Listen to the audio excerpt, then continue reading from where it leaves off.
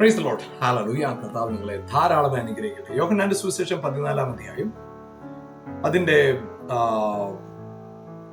19-ാം വാക്യം. കുറഞ്ഞൊന്നു കഴിഞ്ഞാൽ ലോകം എന്നെ കാണുകയില്ല, നിങ്ങളോ എന്നെ കാണും. ഞാൻ ജീവിക്കുന്നതുകൊണ്ട് നിങ്ങളും ജീവിക്കും. ആ വാക്യം ഇങ്ങനെയാണ് പറയുന്നത്, ഞാൻ ജീവിക്കുന്നതുകൊണ്ട് നിങ്ങൾ ജീവിക്കും. നമ്മൾ ജീവനോടിരിക്കാൻ കാരണം കർത്താവ് ജീവിക്കുന്നു. കർത്താവ് എവിടെ ജീവിക്കുന്നത്? അവിടെയാണ് കർത്താവ് ജീവിക്കുന്നതുകൊണ്ട് ഞാൻ ജീവിക്കുന്നു എന്നതിന്റെ അർത്ഥം വരുന്നത്. കൊലോസ്യ ലേഖനം 2-ാം അധ്യായം 20-ാം വാക്യം ഇങ്ങനെയാണ് പറയുന്നത്, ഞാൻ ക്രിസ്തുവിനോട് ക്രൂശിക്കപ്പെട്ടു, ഇനി ജീവിക്കുന്നത് ഞാനല്ല, ക്രിസ്തു അത്രേ എന്നിൽ ജീവിക്കുന്നു. അപ്പൊ ഞാൻ ജീവിക്കുന്നതുകൊണ്ട് നിങ്ങൾ ജീവിക്കുന്നു. ഞാൻ എവിടെ ജീവിക്കുന്നത്? നിങ്ങളിൽ. ഹല്ലേലൂയ. കൊലോസ്യ ലേഖനം 3-ാം അധ്യായം 4-ാം വാക്യം ഇങ്ങനെയാണ് പറയുന്നത്, നമ്മുടെ ജീവനായ ക്രിസ്തു വെളിപ്പെടുമ്പോൾ.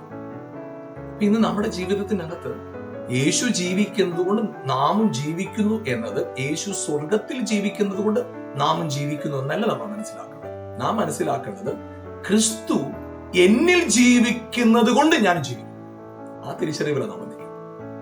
ഇന്ന് പകൽക്കാലം നിങ്ങളുടെ ജീവിതത്തിന്റെ ഓരോ സ്റ്റെപ്പിൽ അതെ എന്റെ ജീവൻ ക്രിസ്തുവാണ്. അതുകൊണ്ട് ഇപ്പോൾ ചുറ്റുപാടുള്ള നിങ്ങൾ കേട്ട രോഗം, ആ ശാപം, ആ പ്രയാസങ്ങളൊക്കെ ഇല്ലേ, നിങ്ങളുടെ ശരീരത്തിൽ ഇന്നും കണ്ട ചില രോഗ സിംറ്റങ്ങളൊക്കെ നിങ്ങൾ പേടിക്കൊന്നും വേണ്ട. കാരണം നിങ്ങളുടെ ജീവൻ ക്രിസ്തുവിൽ. ക്രിസ്തുവാണ് നിങ്ങളുടെ ജീവൻ.